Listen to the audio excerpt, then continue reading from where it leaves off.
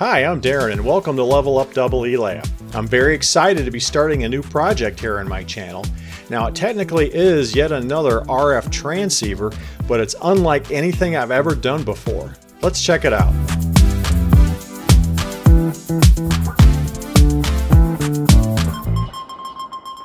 I recently got my hands on a vintage Motorola Microtech series cell phone.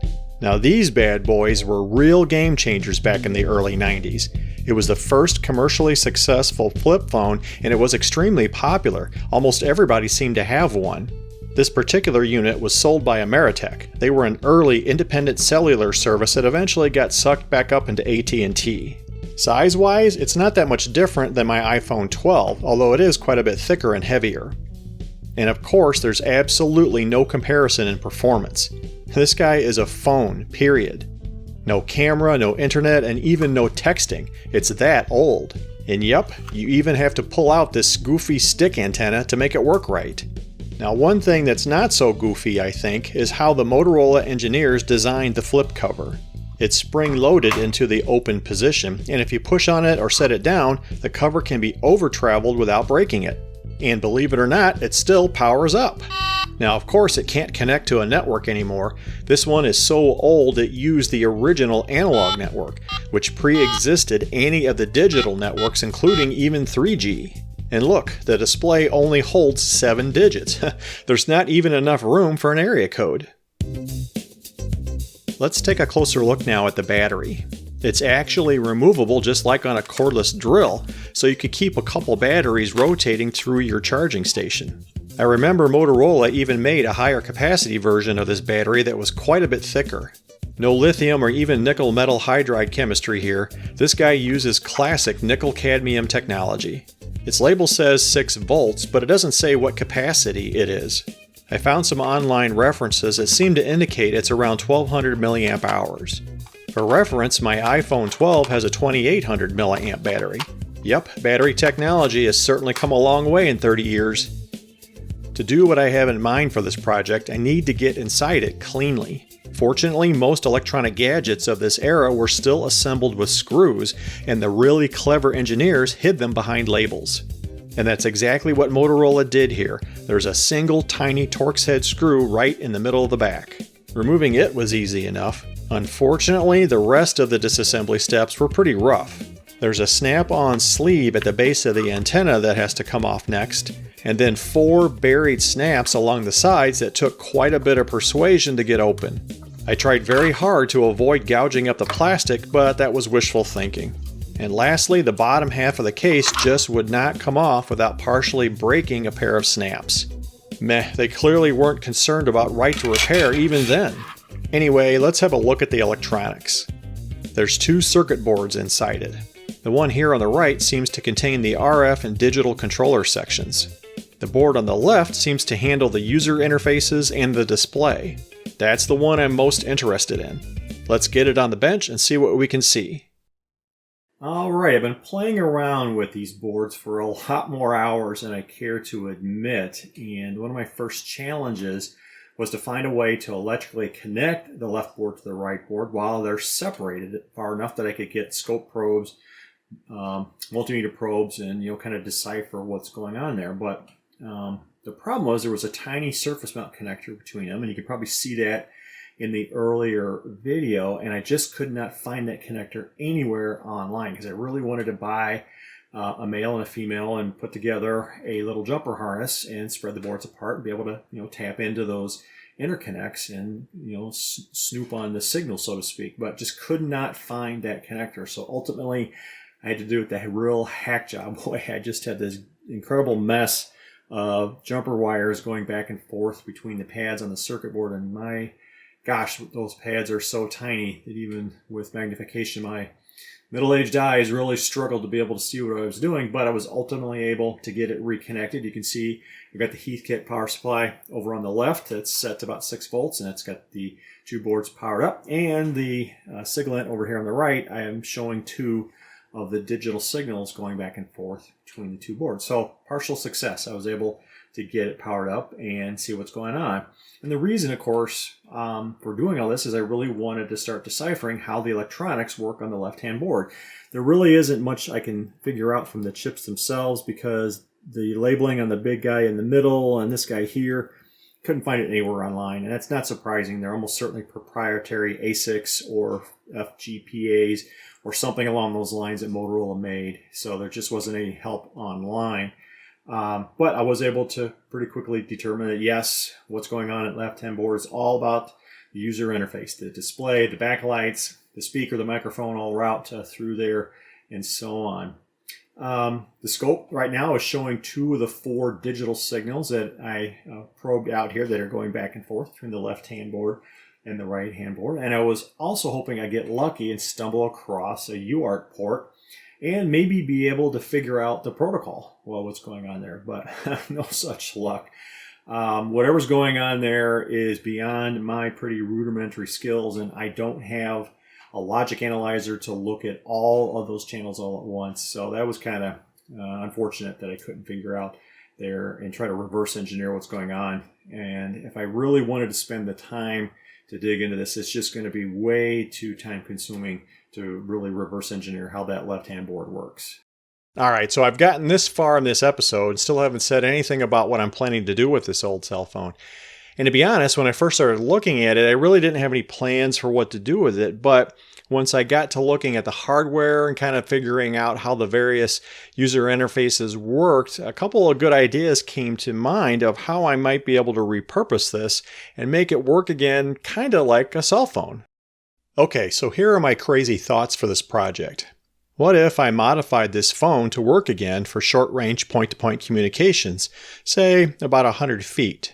Not like a walkie-talkie, which only does simplex communication, but like a phone, meaning duplex or at least semi-duplex communication. It originally operated in the 800 MHz band using the AMP standard. Now, I'm not going to be able to use those frequencies, so I'm definitely not going to be able to reuse the RF hardware in the phone, and I'll have to come up with something else. Because I need something for it to talk to, and because I don't have a second phone to modify, that means I also need to design and build some kind of base station.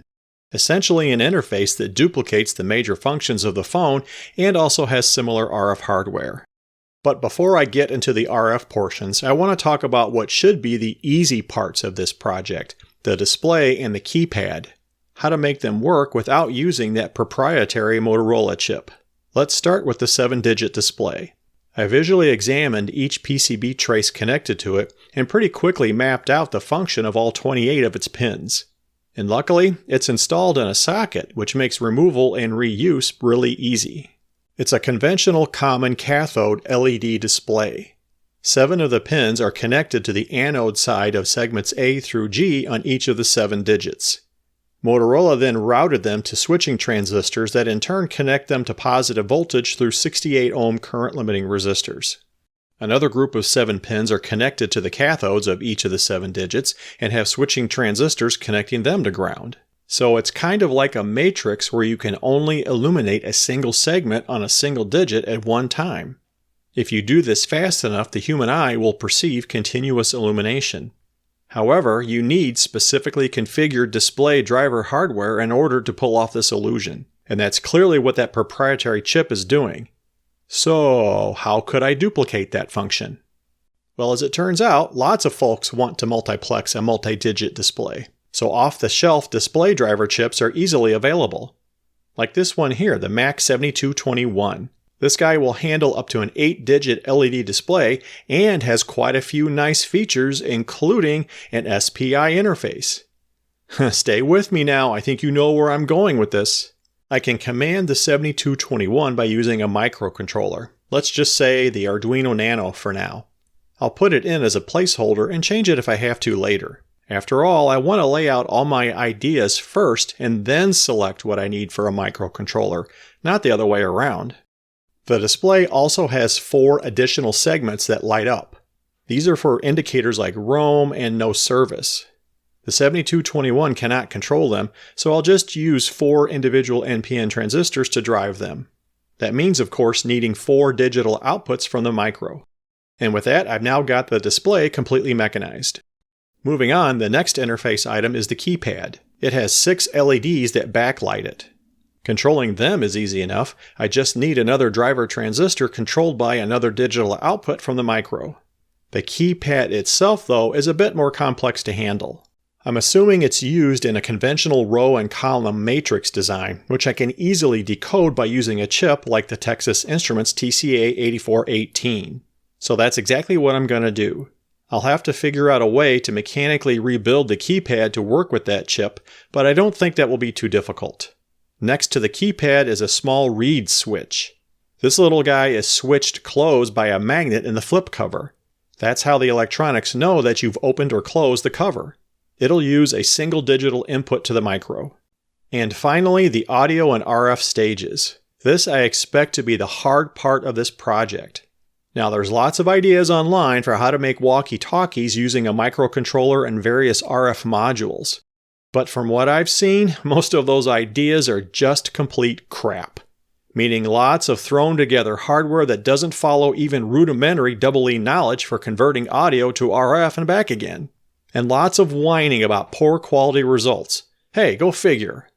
Nevertheless, there are some kernels of wheat in all that chaff. Fundamentally, it looks like it should be possible to get decent quality speech transmitted over a decent range using the very common NRF24L01 ISM module. These parts have been around for years, and there is a halfway decent code base for using them in lots of applications, including some guys who figured out how to use them to stream video with a Raspberry Pi microcontroller. I've also looked into LoRa and bare bones 433 MHz modules, which also look like they might do the job. But I'm going to start with the NRF24 approach. Depending on how things go, I might need to upgrade to the higher power versions. For the microphone input, none of the designs I saw online used any form of low-pass filtering or automatic level control. Naturally, that tended to cause aliasing artifacts and compression distortion by the time the microcontroller converted it to digital. So I'm going to use the MAX 9814 microphone amp chip, which has automatic gain control and a few other nice features. After it, I'll use a simple active op-amp low-pass filter. Regarding the speaker, nope, I'm not going to connect one directly to the PWM output. I'm going to put in an appropriate low output impedance buffer amplifier, maybe also with a low-pass filter ahead of it. But that's going to need some more thought and likely some breadboard experiments. Of course, I'm going to need a few more things here, like voltage regulation between the 6-volt battery pack and these circuits. I might possibly need both a 5-volt and a 3.3-volt linear regulator. It looks like the Nano has enough I/Os to support this design, but I am concerned it might not have enough horsepower to handle the streaming. So I might be changing it to something else, maybe something in the Teensy family. So here's the completed block diagram for the phone.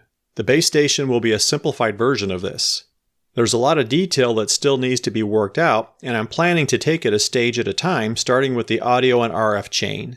That's the hardest part, and once I get that working, the rest of the items like the display and keypad should hopefully drop right in. There's certainly a lot of assumptions I've made at this point of how I'm going to build this project.